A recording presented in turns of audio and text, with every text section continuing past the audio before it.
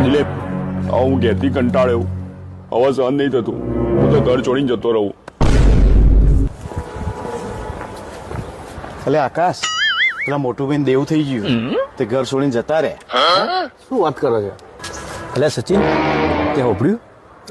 પેલા મોટું બેન દેવું થઈ ગયું તે ગોમને છોડી લઈને નાઈ ગયા. વાત કરો એ પટલું એ કમાસા ઉભરે ના પેલો મોટું ભાઈ ખરા ને તે ગોમનું સોઈને નાઈ ગયા. શું વાત કરે? તારે ઘેરથી દાગીના રૂપિયા બધું ઉઠાઈ ગયા. હાય હાય. તારે એટલે હોપડું પેલું મોટું હોય ને ગોમની છોડીને લઈને નાઈ ગયો ને ઘેરથી દાગીના ને એ બધું લઈ ગયો અને લગ્ન એ કરી દીધો અને કાલે કદાચ 2 જુડવા છોકરો આવ્યો.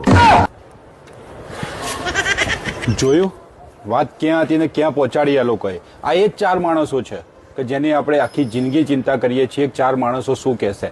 તમારી ફેમિલી અને તમને જે સારું લાગે ને એ પ્રમાણે ડિસિઝન લો. એટલે જ કહેવામાં આવી છે કે દુનિયા કા સબસે બડા રોગ क्या कहेंगे लोग.